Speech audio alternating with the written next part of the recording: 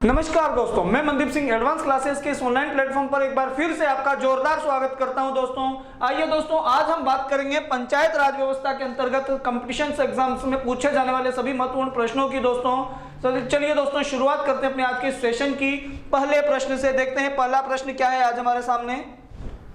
चलिए दोस्तों, पंचायत राज की तीन स्तरीय प्रणाली के अंतर्गत आते हैं। दोस्तों पंचायत राज की त्रिस्तरीय जो प्रणाली है इसके अंतर्गत कौन कौन से तीन स्तर बताए गए हैं? ग्राम पंचायत, पंचायत समिति या ब्लॉक समिति।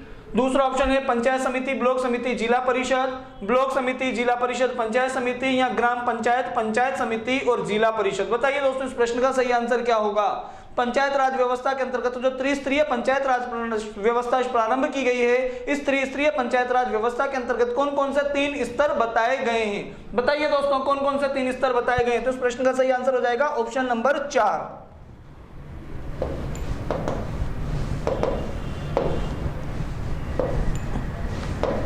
दोस्तों ऑप्शन नंबर 4 इस प्रश्न का सही आंसर हो जाएगा। ग्राम पंचायत, पंचायत समिति और जिला परिषद त्रिस्तरीय पंचायत राज व्यवस्था को लागू करने की बात भारतीय संविधान में कही गई है। दोस्तों चलिए दोस्तों नेक्स्ट क्वेश्चन की हम बात करते हैं। पंचायत राज प्रदान करता है पिछड़े क्षेत्रों को कृषि विकास, यह आंसर हो जाएगा हमारा गलत। स्थानीय स्तर पर लोकतांत्रिक प्रशासन, ग्रामीण स्तर पर उचित राजस्व का संचालन, यह आंसर भी हो जाएगा दोस्तों गलत। देहाती क्षेत्र में शिक्षा का फैलाव, तो दोस्तों ये भी आंसर हो जाएगा गलत। स्थानीय स्तर पर यानी कि जो लोकल प्रशासन है, लोकल स्थानीय क्षेत्र में दोस्तों लोकतंत्र की स्थापना करना पंचायत राज का मुख्य उद्देश्य है। तो दोस्तों इस प्रश्न का सही आंसर क्या हो जाएगा? स्थानीय स्तर पर लोकतांत्रिक प्रशासन पंचायत राज प्रदान करता है। सही आंसर हो जाएगा दोस्तों ऑप्शन नंबर 2। नेक्स्ट क्वेश्चन की बात करते हैं साथियों। देश में पंचायत राज व्यवस्था का आरंभ किस समिति की रिपोर्ट के आधार पर किया गया था? दोस्तों पंचायत राज व्यवस्था को जो प्रारंभ किया गया है यह किस समिति की रिपोर्ट के आधार पर या किस समिति की सिफारिशों के आधार पर प्रारंभ की गई थी? कृष्णामाचारी समिति, बलवंत राय मेहता समिति, जी.डी. सेठी समिति या एन.जी. रंगा समिति। बताइए दोस्तों इस प्रश्न का सही आंसर क्या होगा? बहुत इजी क्वेश्चन है दोस्तों इससे आज के सेशन में इस प्रश्न से इजी कोई प्रश्न नहीं हो सकता। बताइए दोस्तों इस प्रश्न का सही आंसर क्या होगा? इस प्रश्न का सही आंसर हो जाएगा दोस्तों जो कि आप सब लोग बता रहे हैं, बलवंत राय मेहता समिति। ऑप्शन नंबर 2 इस प्रश्न का सही आंसर हो जाएगा। चलिए दोस्तों अगला प्रश्न। पंचायत समिति का मुख्य जनप्रतिनिधि कौन होता है? दोस्तों पंचायत समिति का मुख्य जनप्रतिनिधि कौन होता है? प्रधान होता है, सरपंच होता है, जिला प्रमुख होता है या खंड विकास अधिकारी होता है? दोस्तों जनप्रतिनिधि पूछा गया है तो जनप्रतिनिधि, प्रमुख जनप्रतिनिधि कौन हो जाएगा? प्रधान हो जाएगा। यदि पूछा जाता पंचायत समिति का प्रमुख प्रशासनिक अधिकारी कौन होता है तो प्रशासनिक अधिकारी दोस्तों हो जाता खंड विकास पदाधिकारी या खंड विकास अधिकारी, ब्लॉक डेवलपमेंट ऑफिसर। लेकिन पूछा गया है पंचायत समिति का मुख्य जनप्रतिनिधि कौन होता है तो जनप्रतिनिधि कौन होता है दोस्तों? प्रधान होता है। पंचायत समिति का प्रमुख जो जनप्रतिनिधि होता है वो प्रधान होता है। ऑप्शन नंबर 1 यहां पर सही आंसर हो जाएगा। बलवंत राय मेहता समिति का गठन किस वर्ष किया गया था? दोस्तों पंचायत राज जो व्यवस्था है इस व्यवस्था को लागू करने के लिए एक समिति का गठन किया गया था, बलवंत राय मेहता समिति का, और जिस समिति की सिफारिशों के आधार पर पंचायत राज व्यवस्था को लागू करने हेतु त्रिस्तरीय पंचायत राज व्यवस्था को लागू करने का सुझाव दिया गया था। तो बलवंत राय मेहता समिति का जो गठन है वो किस वर्ष किया गया था? 1953, 1954, 1955 या 1957? बताइए दोस्तों बलवंत राय मेहता समिति का गठन कब हुआ था? तो वर्ष 1957 में हुआ था। जनवरी 1957 में बलवंत राय मेहता समिति का गठन किया गया और नवंबर 1957 में बलवंत राय मेहता समिति ने अपनी त्रिस्तरीय पंचायत राज व्यवस्था को लागू करने की जो रिपोर्ट थी या जो सुझाव था वो प्रस्तुत किया था। तो गठन कब हुआ था दोस्तों? 1957 में। नेक्स्ट क्वेश्चन, यदि ग्राम पंचायत भंग होती है तो किस अवधि के अंदर निर्वाचन होंगे? दोस्तों अगर ग्राम पंचायत भंग हो जाती है तो दोबारा जो चुनाव होंगे वो कितने समय के अंतराल के बाद दोबारा चुनाव हो सकते हैं? कितने समयांतराल के पश्चात दोबारा निर्वाचन करवाने का प्रावधान है दोस्तों? 1 माह, 3 माह, 6 माह या 1 वर्ष? बताइए दोस्तों यदि ग्राम पंचायत भंग हो जाती है तो किस अवधि के अंदर निर्वाचन होंगे? तो दोबारा चुनाव करवाने के लिए दोस्तों 6 महीने का समय लिया जाता है। सही आंसर क्या हो जाएगा? ऑप्शन नंबर 3 6 माह। नेक्स्ट क्वेश्चन साथियों आ जाइए। निम्नलिखित में से कौन पंचायती राज संस्था नहीं है? दोस्तों पंचायत राज संस्था के अंतर्गत किसे सम्मिलित नहीं किया गया है? जिला परिषद को, पंचायत समिति को, ग्राम पंचायत को या नगर परिषद को? दोस्तों त्रिस्तरीय पंचायत राज व्यवस्था को लागू करने का सुझाव दिया गया है और 3 स्तरों के अंतर्गत कौन कौन किस को सम्मिलित किया गया है या कौन कौन सी पंचायत को सम्मिलित करने की बात कही है? तो जिला परिषद को सम्मिलित किया गया है, ग्राम पंचायत को सम्मिलित किया गया है और पंचायत समिति को सम्मिलित किया गया है पंचायत राज व्यवस्था के अंतर्गत या पंचायत राज संस्थाओं के अंतर्गत। जबकि नगर परिषद की हम बात करें दोस्तों तो ये नगरीय निकाय के अंतर्गत सम्मिलित है, ये पंचायत राज व्यवस्था के अंतर्गत सम्मिलित नहीं है। तो प्रश्न का सही आंसर क्या हो जाएगा? नगर परिषद। यानी कि ये 3 स्तर तो सम्मिलित हैं, नगर परिषद पंचायत राज संस्थाओं के अंतर्गत सम्मिलित नहीं है। चलिए दोस्तों अगले प्रश्न की ओर बढ़ते हैं। राजस्थान में पंचायती राज व्यवस्था की शुरुआत किस जिले से हुई थी? दोस्तों राजस्थान राज्य में पंचायत राज व्यवस्था की जो शुरुआत है ये राजस्थान राज्य के किस जिले से हुई थी? बताइए। जैसलमेर से, गंगानगर से, नागौर से या बीकानेर से? बताइए दोस्तों। चलिए साथ में ये भी बताइए राजस्थान राज्य में पंचायत राज व्यवस्था की शुरुआत कब हुई थी? तो शुरुआत हुई थी 2 अक्टूबर 1959 को और भारत के तत्कालीन प्रधानमंत्री पंडित जवाहरलाल नेहरू के द्वारा पंचायत राज व्यवस्था का जो शुभारंभ है वो राजस्थान राज्य के नागौर जिले से किया गया था। और दोस्तों राजस्थान राज्य के नागौर जिले का वो गांव पूछ लिया जाए तो गांव कौन सा हो जाएगा? वेरी गुड, सही आंसर आ रहे हैं दोस्तों। कौन सा गांव हो जाएगा? बगदरी गांव। कौन सा गांव? बगदरी गांव। पंचायत राज व्यवस्था की शुरुआत हुई थी बगदरी गांव से, जो कि राजस्थान राज्य के नागौर जिले में स्थित है। बढ़ते हैं अगले प्रश्न की ओर, आगे बात करेंगे दोस्तों इस बगदरी गांव की हम फिर से। पंचायत समिति के प्रशासन का प्रबंधन एक सरकारी अधिकारी करता है। पंचायत समिति का जो प्रशासन है तो उसका प्रबंधन, पंचायत समिति का प्रशासन और प्रबंधन एक सरकारी अधिकारी करता है जिसे कहते हैं, यानी कि पंचायत समिति का जो प्रशासनिक अधिकारी होता है वो कौन होता है? खंड विकास पदाधिकारी, डिप्टी कमिश्नर या म्यूनिसिपल कमिश्नर या सरपंच? बताइए दोस्तों कौन होता है? पंचायत समिति का जो प्रशासनिक अधिकारी होता है वो कौन होता है? तो सबको पता है हमें, खंड विकास अधिकारी, BDO, ब्लॉक डेवलपमेंट ऑफिसर जो होता है वो पंचायत समिति का प्रमुख प्रशासनिक अधिकारी होता है, जिसके निर्देशन में ही पंचायत समिति का प्रशासन चलाया जाता है और प्रशासन का प्रबंधन किया जाता है। बढ़ते हैं दोस्तों अगले प्रश्न पर। पंचायत चुनाव के लिए उम्मीदवारों की न्यूनतम आयु सीमा होनी चाहिए। दोस्तों पंचायत चुनाव लड़ने के लिए, ग्राम पंचायत, पंचायत समिति और जिला परिषद का चुनाव लड़ने के लिए जो उम्मीदवार होंगे, जो प्रत्याशी होंगे, उसके लिए न्यूनतम आयु कितने वर्ष होना अनिवार्य? 18 वर्ष, 20 वर्ष, 21 वर्ष या 30 वर्ष? बताइए दोस्तों क्या आंसर होगा इस प्रश्न का? तो इस प्रश्न का सही आंसर हो जाएगा, जैसा कि आप सबको पता है, 21 वर्ष। ग्राम पंचायत का चुनाव लड़ने के लिए, यानी कि सरपंच, उप सरपंच और वार्ड पंच का चुनाव लड़ने के लिए, हम पंचायत समिति की बात करें तो प्रधान, उप प्रधान और पंचायत समिति सदस्यों का चुनाव लड़ने के लिए, जिला परिषद की बात करें तो जिला प्रमुख, उप जिला प्रमुख और जिला परिषद का सदस्य बनने के लिए जो योग्यता होती है दोस्तों वो है 21 वर्ष की आयु। कितने वर्ष की आयु? 21 वर्ष की आयु का होना अनिवार्य है। नेक्स्ट क्वेश्चन दोस्तों, पंचायती राज संस्थाओं के उच्चतम स्तर पर कौन है? दोस्तों पंचायत राज जो संस्थाएं हैं, इन पंचायत राज संस्थाओं में सबसे उच्चतम स्तर पर किसे रखा गया है? सबसे उच्चतम स्तर कौन सा होगा? ग्राम पंचायत, पंचायत समिति या जिला परिषद? सबसे निम्नतम स्तर की बात करें दोस्तों तो ग्राम पंचायत सबसे निम्नतम स्तर है, मध्य स्तर हो जाता है पंचायत समिति और उच्चतम स्तर कौन सा हो जाएगा दोस्तों? जिला परिषद। सही आंसर क्या हो जाएगा? ऑप्शन नंबर 3, जिला परिषद ग्राम पंचायत का या पंचायत राज का, ग्राम पंचायत का नहीं सॉरी, पंचायत राज का। पंचायती राज संस्थाओं में सबसे उच्चतम स्तर पर कौन है? जिला परिषद है। कौन है दोस्तों? जिला परिषद है। चलिए नेक्स्ट क्वेश्चन की बात करते हैं।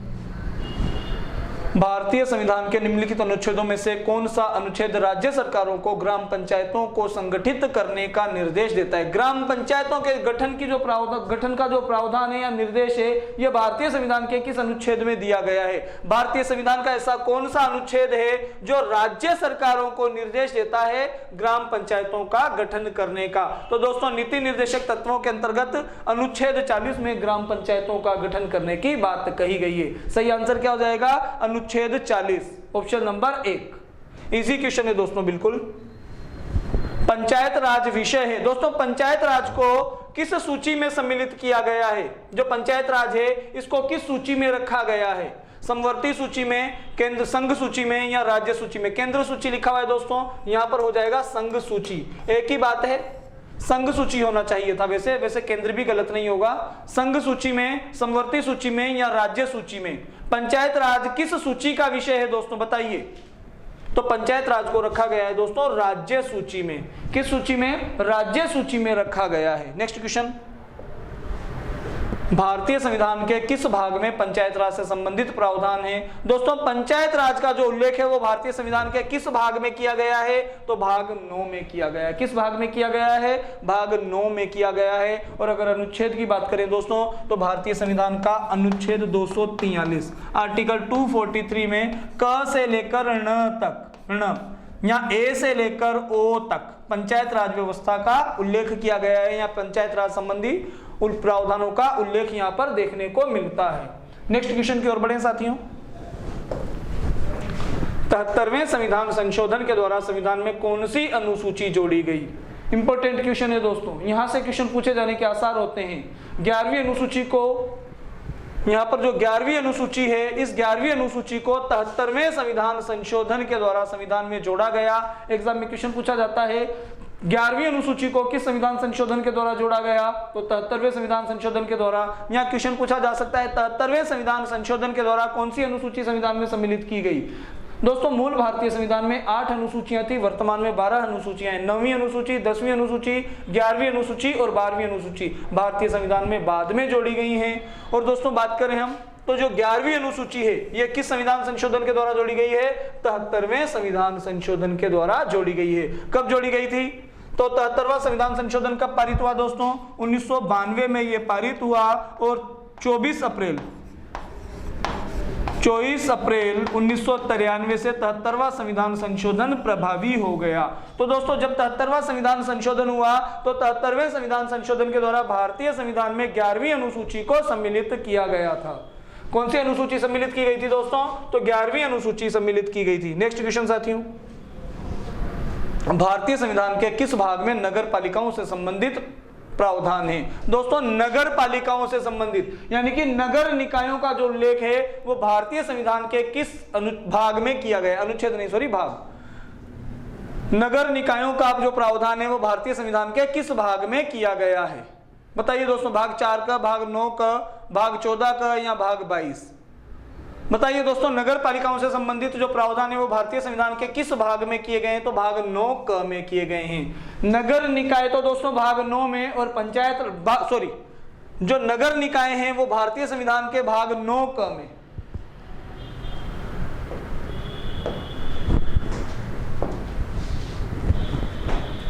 चलिए दोस्तों नेक्स्ट क्वेश्चन, बढ़ते हैं नेक्स्ट क्वेश्चन की ओर।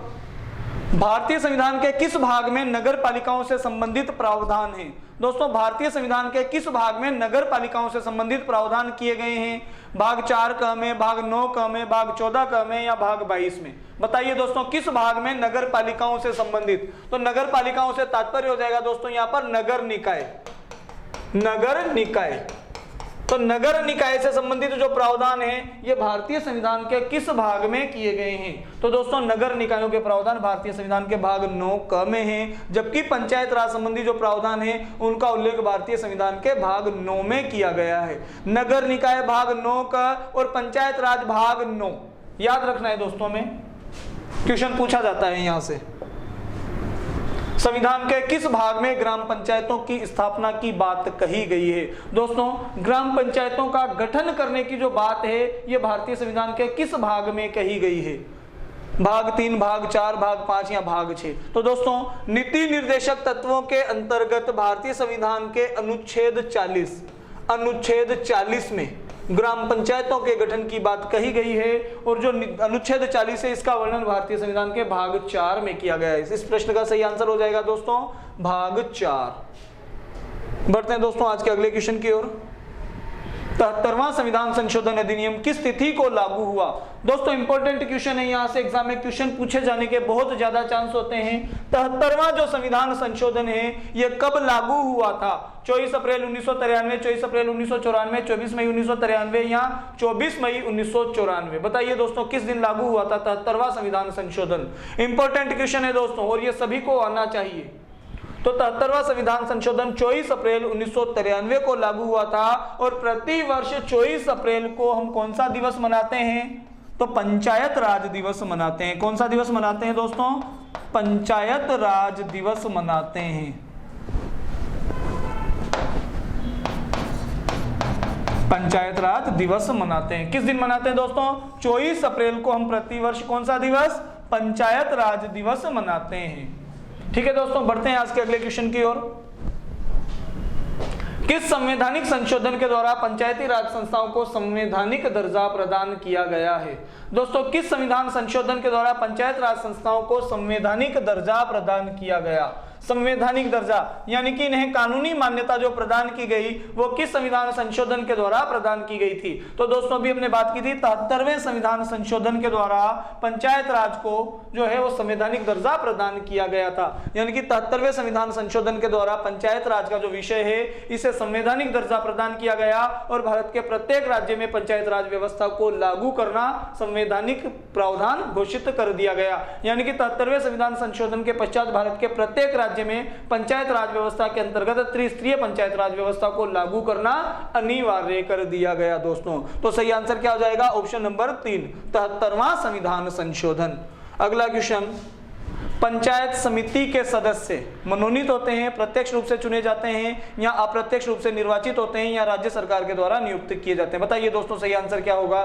पंचायत समिति के जो सदस्य हैं वो प्रत्यक्ष निर्वाचित होते हैं, मनोनीत होते हैं, अप्रत्यक्ष निर्वाचित होते हैं या राज्य सरकार के द्वारा नियुक्त किए जाते हैं। तो दोस्तों पंचायत समिति के जो सदस्य होते हैं ये जनता के द्वारा प्रत्यक्ष रूप से चुने जाते हैं, जबकि पंचायत समिति के जो प्रमुख प्रशासनिक अधिकारी होते हैं, प्रशासनिक अधिकारी नहीं,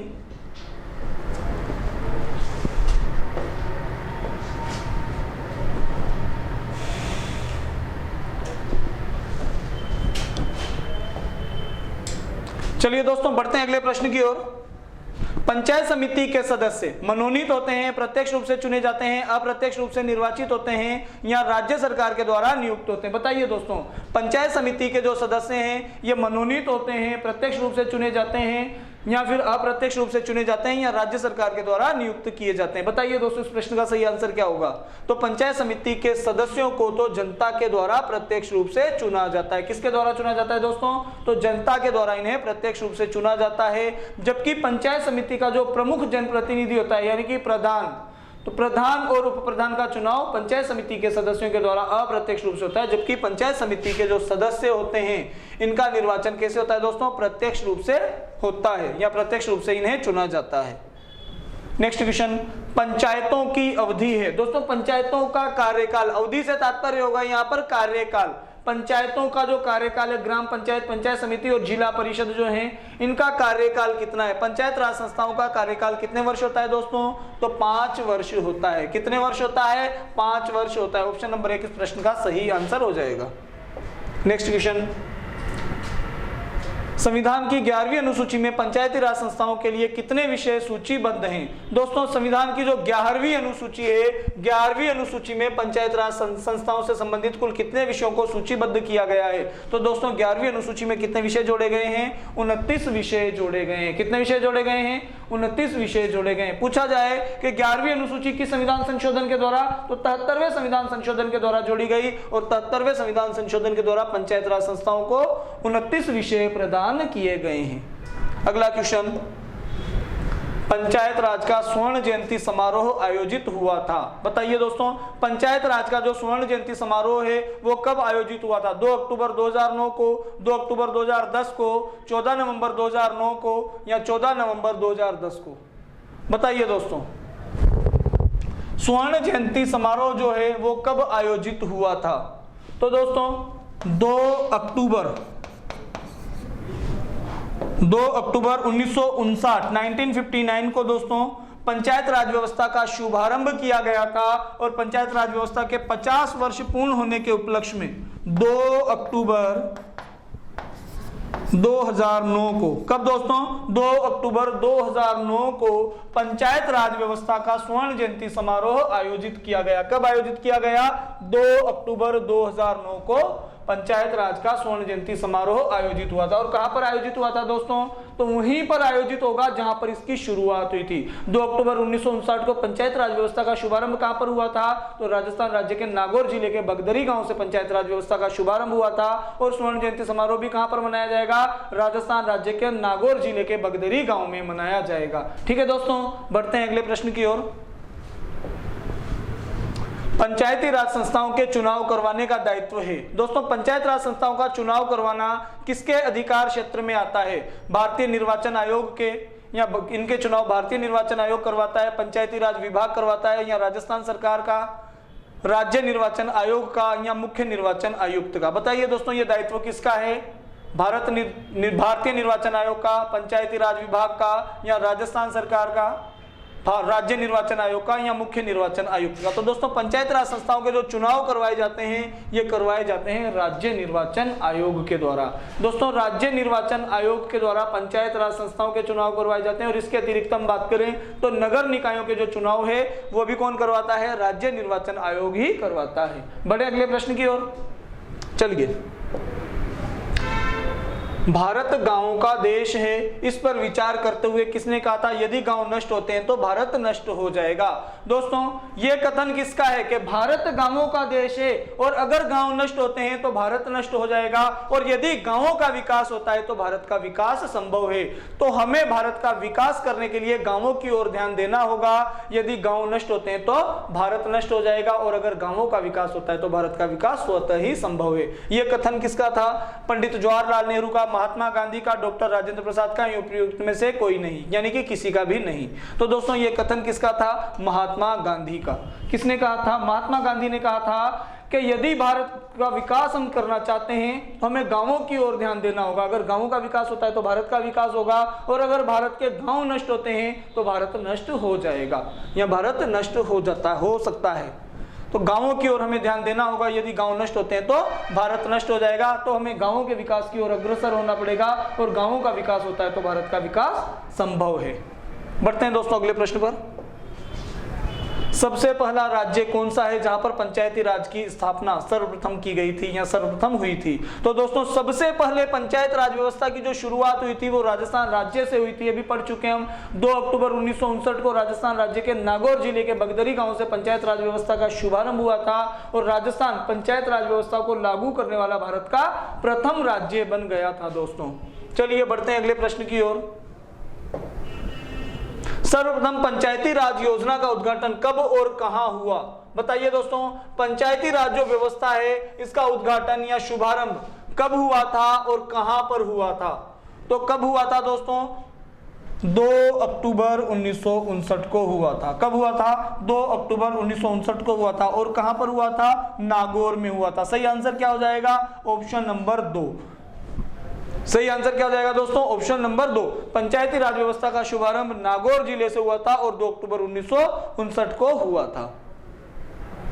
ग्राम पंचायत में सरपंच का चुनाव कैसे होता है? दोस्तों, जो ग्राम पंचायत में सरपंच का चुनाव किया जाता है वो कैसे होता है?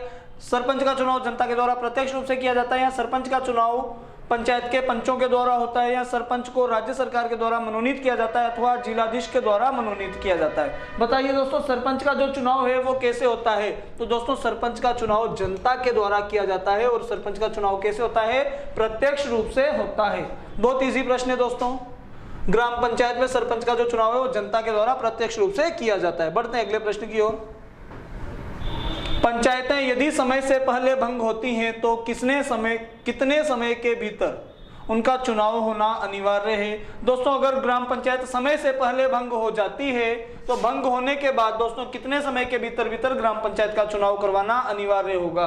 दोस्तों, भंग होने के उपरांत ग्राम पंचायत का जो चुनाव है वो कितने समय में करवाया जाएगा? तो इसके लिए दोस्तों 6 महीने का समय लिया जाता है, और 6 महीने के भीतर ग्राम पंचायत का दोबारा चुनाव करवाना अनिवार्य होता है। और नवगठित जो ग्राम पंचायत होगी उसका कार्यकाल शेष कार्यकाल के लिए होगा, पूर्ण कार्यकाल के लिए नहीं होगा। दोस्तों, जैसे कि 2 वर्ष बाद सपोज दैट ग्राम पंचायत का गठन हुआ और 2 वर्ष के बाद ग्राम पंचायत का जो ग्राम पंचायत है वो भंग हो जाती है, 2 वर्ष बाद ग्राम पंचायत अगर भंग हो जाती है तो जो नवगठित ग्राम पंचायत होगी या नया जो चुनाव होगा कितने समय के भीतर दोबारा चुनाव होगा, तो 6 महीने के भीतर चुनाव होगा। मान लो 2 वर्ष बाद ग्राम पंचायत भंग हो गई और 6 माह बाद दोबारा चुनाव हुए, 6 महीने में चुनाव हुए, तो ऐसे करके अगर दोस्तों 2 वर्ष और 6 माह का समय लग गया तो बाकी जो नई गठित ग्राम पंचायत होगी उसका कार्यकाल कितना होगा, जितना इसका बचा हुआ था, यानी कि जहां तक इसका कार्यकाल बचा हुआ है, यानी कि 2.5 वर्षीय हो गई और 2.5 वर्ष, 2 वर्ष और 6 माह, 2 वर्ष और 6 माह नवगठित ग्राम पंचायत का कार्यकाल होगा। यानी कि दोबारा दोस्तों अगर बीच में ग्राम पंचायत भंग हो जाती है तो 6 महीने के भीतर चुनाव करवाना अनिवार्य होता है, और नवगठित जो ग्राम पंचायत होगी उसका कार्यकाल होता है शेष कार्यकाल, पूर्ण कार्यकाल नहीं होता। यानी कि नई गठित जो ग्राम पंचायत होगी उसका कार्यकाल 5 वर्ष नहीं होकर कितने वर्ष होगा, जो कि पूर्व वाली ग्राम पंचायत का कार्यकाल शेष बचा हुआ है, उसी कार्यकाल के लिए दोबारा ग्राम पंचायत के लिए चुनाव करवाए जाते हैं। बढ़ते हैं अगले प्रश्न की ओर। सरपंच, उप सरपंच और वार्ड पंच अपना त्याग पत्र किसको संबोधित करते हैं? दोस्तों अगर सरपंच को अपना त्याग पत्र देना हो, उप सरपंच को त्याग पत्र देना हो या वार्ड पंच को अपना त्याग पत्र देना हो तो किसको देगा? तो दोस्तों ये अपना त्याग पत्र देते हैं खंड विकास अधिकारी को। सरपंच, उप सरपंच और वार्ड पंच अपना त्याग पत्र किसको देते हैं? खंड विकास अधिकारी को। यानी कि पंचायत समिति का जो प्रशासनिक अधिकारी होता है, खंड विकास अधिकारी या बीडीओ जिसको हम कहते हैं, ये सरपंच, उप सरपंच और वार्ड पंच अपना त्याग पत्र किसको? बीडीओ को देते हैं, बीडीओ ब्लॉक डेवलपमेंट ऑफिसर को देते हैं। ठीक है दोस्तों, बढ़ते हैं अगले प्रश्न की ओर। पंचायत समिति की संरचना में निम्नलिखित में से कौन सा पदाधिकारी सम्मिलित नहीं है? पंचायत समिति की संरचना में निम्नलिखित में से कौन सा पदाधिकारी सम्मिलित नहीं है? तहसीलदार, प्रधान, खंड विकास अधिकारी या उप प्रधान? बताइए दोस्तों कौन सम्मिलित नहीं है? तहसीलदार सम्मिलित नहीं है, प्रधान सम्मिलित नहीं है, खंड विकास अधिकारी सम्मिलित नहीं है या उप प्रधान सम्मिलित नहीं है? दोस्तों पंचायत समिति की संरचना, यानी कि पंचायत समिति में किसको सम्मिलित नहीं किया जाता है? तो दोस्तों प्रधान जो है यह पंचायत समिति का प्रमुख जनप्रतिनिधि होता है या पंचायत समिति का सदस्य होता है।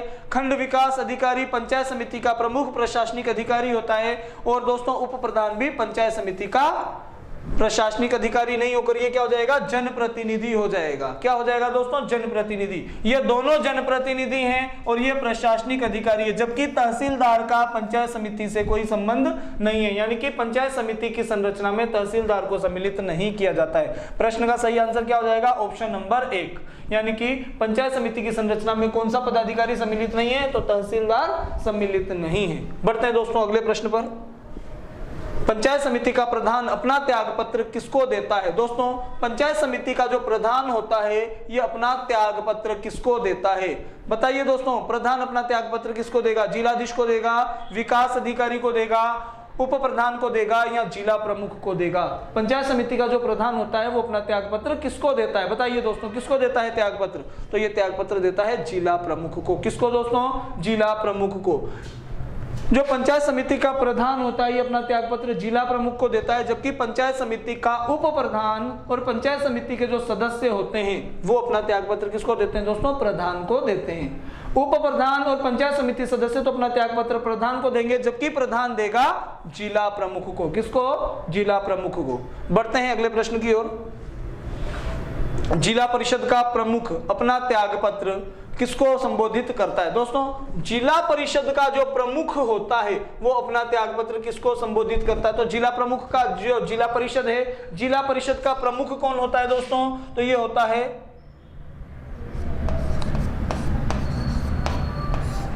जिला प्रमुख। कौन होता है? जिला प्रमुख होता है। क्या कहा जाता है दोस्तों इसको? जिला प्रमुख। जिला परिषद का जो प्रमुख होता है इसको हम जिला प्रमुख भी कहते हैं या प्रमुख भी कह देते हैं। और जिला प्रमुख अपना त्याग पत्र किसको देता है दोस्तों? संभागीय आयुक्त को देता है। किसको देता है? संभागीय आयुक्त को देता है। जबकि जिला परिषद का जो उप जिला प्रमुख होता है और जिला परिषद के जो सदस्य होते हैं वो अपना त्याग पत्र जिला प्रमुख को देते हैं, और जिला प्रमुख किसको देता है? संभागीय आयुक्त को देता है। ठीक है दोस्तों, समझ में आया?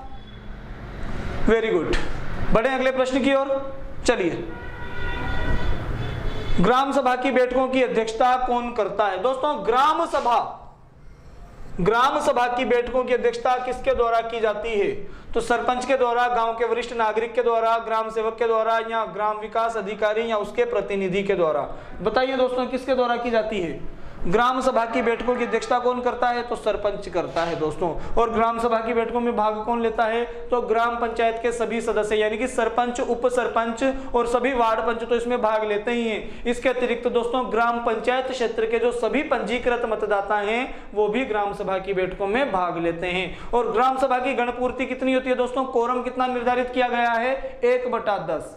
1/10 जो पंजीकृत मतदाता हैं उनकी उपस्थिति के साथ ग्राम सभा की बैठकें संपन्न हो सकती हैं। ठीक है दोस्तों, बढ़े चलिए। नगरीय संस्थाओं से संबंधित 74वें संविधान संशोधन अधिनियम को कब से प्रभावी घोषित किया गया? दोस्तों नगरीय संस्थाओं से संबंधित 74वां जो संविधान संशोधन है यह कब प्रभावी घोषित किया गया, अर्थात 74वां जो संविधान संशोधन है यह कब लागू हुआ था? दोस्तों बताइए, 74वां संविधान संशोधन जिसके द्वारा नगरीय निकायों को संवैधानिक दर्जा प्रदान किया गया, यह 74वां संविधान संशोधन कब लागू हुआ? 16 जुलाई 1993, 1 अक्टूबर 1993, 1 जून 1993 या 20 अप्रैल 1993? कब लागू हुआ था दोस्तों 74वां संविधान संशोधन? तो 74वां संविधान संशोधन लागू हुआ था 1 जून 1993 को, और इसके द्वारा नगरीय निकायों को संवैधानिक दर्जा प्रदान किया गया था। और 73वें संविधान संशोधन के द्वारा पंचायत राज संस्थाओं को संवैधानिक दर्जा प्रदान किया गया। और 73वां संविधान संशोधन कब लागू हुआ था बताइए? 24 अप्रैल 1993 को। कब लागू हुआ था? 24 अप्रैल 1993 को। तो 73वां संविधान संशोधन और 1 जून 1993 को दोस्तों 74वां संविधान संशोधन जो है ये प्रभावी घोषित किया गया या इसको लागू कर दिया गया। बढ़ते हैं अगले प्रश्न की ओर। 73वां संविधान संशोधन 24 अप्रैल 1993 को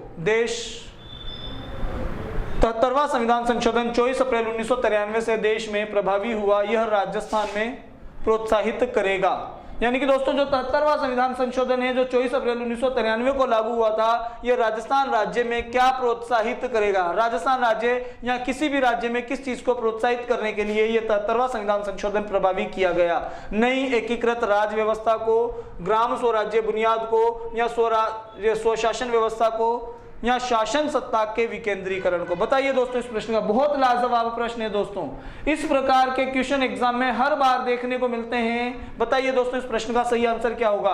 73वां जो संविधान संशोधन है 24 अप्रैल 1993 से देश में प्रभावी हुआ, अगर ये राजस्थान राज्य में जो प्रभावी हुआ 24 अप्रैल 1993 को, तो इसके लागू होने के बाद राजस्थान राज्य में किस चीज को प्रोत्साहन मिलेगा? तो स्वशासन की व्यवस्था की गई है। स्वशासन, ग्रामीण स्वशासन की व्यवस्था की गई थी। किसकी व्यवस्था दोस्तों? ग्रामीण स्वशासन की। तो ये स्वशासन को प्रोत्साहन, स्वशासन जो व्यवस्था है इसको प्रोत्साहन देने के लिए या स्वशासन व्यवस्था को सुदृढ़ बनाने के लिए 73वां संविधान संशोधन 24 अप्रैल 1993 को देश में लागू किया गया। और राजस्थान में इससे स्वशासन व्यवस्था को प्रोत्साहन मिलेगा। राजस्थान में नहीं, भारत के प्रत्येक राज्य में दोस्तों जो स्थानीय स्वशासन इसको प्रोत्साहन देने के लिए 73वां संविधान संशोधन लागू किया गया। चलिए दोस्तों बढ़ते हैं अगले प्रश्न की ओर। भारत में पंचायती राज व्यवस्था सर्वप्रथम राजस्थान और खाली जगह में प्रारंभ की गई थी। दोस्तों बताइए, भारत में जो पंचायत राज व्यवस्था है सबसे पहले राजस्थान और किस राज्य में, राजस्थान राज्य के बाद किस राज्य में यह प्रारंभ की गई थी, या किन राज्यों में यह साथ के साथ लागू की गई? किन राज्यों में? राजस्थान राज्य के अलावा किस राज्य में पंचायत राज व्यवस्था को सर्वप्रथम लागू किया गया था? तो दोस्तों किस राज्य में? हरियाणा राज्य में, गुजरात राज्य में, उत्तर प्रदेश राज्य में, या आंध्र प्रदेश राज्य में? सही आंसर क्या हो जाएगा? आंध्र प्रदेश राज्य में। दोस्तों 2 अक्टूबर 1959 को राजस्थान राज्य से पंचायत राज व्यवस्था की शुरुआत की गई, जबकि 11 अक्टूबर 1959 को आंध्र प्रदेश राज्य में भी पंचायत राज व्यवस्था को लागू कर दिया गया। तो दोस्तों हम कह सकते हैं कि भारत में पंचायत राज व्यवस्था की जो शुरुआत है वो सर्वप्रथम राजस्थान राज्य और आंध्र प्रदेश राज्यों में प्रारंभ की गई थी। कहां पर? आंध्र प्रदेश राज्यों में। यहां पर खाली स्थान पर क्या जाएगा दोस्तों? आंध्र प्रदेश। आंध्र प्रदेश में प्रारंभ की गई थी। बढ़ते हैं अगले प्रश्न की ओर। भारत में स्थानीय स्वशासन की शुरुआत किस गवर्नर जनरल ने की थी? दोस्तों किस गवर्नर जनरल के कार्यकाल में भारत में स्थानीय स्वशासन की शुरुआत हुई थी? Lord Ripon, Lord Lytton, Lord Canning या लॉर्ड कर्जन? तो बताइए दोस्तों किस गवर्नर जनरल के कार्यकाल में भारत में स्थानीय स्वशासन की शुरुआत की गई थी? तो दोस्तों ये शुरुआत हुई थी लॉर्ड रिपन के कार्यकाल में। किसके कार्यकाल में? लॉर्ड रिपन के कार्यकाल में। और ये शुरुआत कब हुई थी? 1882 ईस्वी में इसकी शुरुआत की गई थी। कब की गई थी दोस्तों? 1882 ईस्वी में इसकी शुरुआत की गई थी। और दोस्तों लॉर्ड रिपन को भारत में स्थानीय स्वशासन का जनक भी माना जाता है। किसको माना जाता है स्थानीय स्वशासन का जनक? तो लॉर्ड रिपन को भारत में स्थानीय स्वशासन का जनक माना जाता है। सही आंसर क्या हो जाएगा दोस्तों? भारत में जो स्थानीय स्वशासन की शुरुआत हुई थी वो गवर्नर जनरल लॉर्ड रिपन के कार्यकाल में प्रारंभ हुई थी। ठीक है, बढ़ते हैं अगले प्रश्न की ओर। राजस्थान में प्रथम नगरपालिका की स्थापना माउंट आबू में कब की गई थी? दोस्तों राजस्थान राज्य में जो प्रथम नगरपालिका की स्थापना की गई वो माउंट आबू में की गई थी। और माउंट आबू में राजस्थान में जो पहली नगरपालिका बनाई गई थी वो किस वर्ष बनाई गई थी? 1687 ईस्वी में, 1793 ईस्वी में, 1959 ईस्वी में, 1864 ईस्वी में। बताइए दोस्तों, राजस्थान राज्य में जो पहली नगरपालिका बनी थी जिसकी स्थापना माउंट आबू शहर में की गई थी, इसकी स्थापना किस वर्ष की गई थी? तो कब की गई थी दोस्तों? 1864 ईस्वी में की गई थी। सही आंसर हो जाएगा ऑप्शन नंबर 4, 1864 ईस्वी। बढ़ते हैं दोस्तों अगले प्रश्न की ओर। राजस्थान में वर्तमान में कुल नगर निकायों की संख्या कितनी है? बताइए दोस्तों, बहुत अच्छा प्रश्न है। राजस्थान राज्य में वर्तमान में कुल नगर निकायों की संख्या कितनी है? 168, 213, 10 या 7? कुल नगर निकाय कितने हैं दोस्तों? बताइए, कुल नगर निकायों की संख्या कितनी है? तो कुल नगर निकायों की संख्या कितनी हो जाएगी दोस्तों? 213। भाई कैसे हो जाएगी? तो कुल नगर निकाय जो है, नगर निकायों के अंतर्गत दोस्तों नगर पालिका,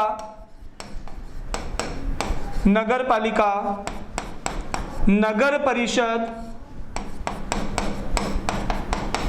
और नगर निगम को सम्मिलित किया गया। किसको सम्मिलित किया गया? नगर पालिका, नगर परिषद और नगर निगम को सम्मिलित किया गया है। और राजस्थान में वर्तमान में नगर पालिकाओं की संख्या है दोस्तों 168, 168। और नगर परिषदें कितनी हैं? 35। और नगर निगम कितने हैं? तो 10 नगर निगम हैं। तो कुल नगर निकाय हमसे पूछ लिए जाए तो कितने हो जाएंगे दोस्तों? 213। कितने? 213 नगर निकाय हो जाएंगे। इस प्रश्न का सही आंसर क्या हो जाएगा? 213। दोस्तों आज के सेशन के ये थे महत्वपूर्ण प्रश्न आपके सामने, जिस पर अभी हमने विस्तार से चर्चा की। दोस्तों अगर आज का ये वीडियो आपको अच्छा लगा हो तो वीडियो को लाइक करें, शेयर करें और कमेंट करें। दोस्तों आपके ये कमेंट्स, जो भरपूर कमेंट्स आप देते हैं हमें, और जो ये प्यार देते हैं आप हमें कमेंट्स के साथ, दोस्तों यही जो आपके कमेंट हैं इन्हीं से हमारा उत्साहवर्धन होता है। और आपका ये उत्साहवर्धन ही दोस्तों हमारे लिए जो प्रेरणा का कार्य करता है। और इसी उत्साहवर्धन के वजह से हम दोस्तों प्रेरित होकर आपके लिए नए नए वीडियोस लेकर आते रहते हैं। दोस्तों इसी प्रकार अपना प्यार और अपना स्नेह हमारे साथ बनाए रखिएगा। इसी प्रकार से दोस्तों एडवांस क्लासेस के साथ जुड़े रहिएगा और अपना प्यार जो है एडवांस क्लासेस के साथ बनाए रखिएगा। धन्यवाद दोस्तों।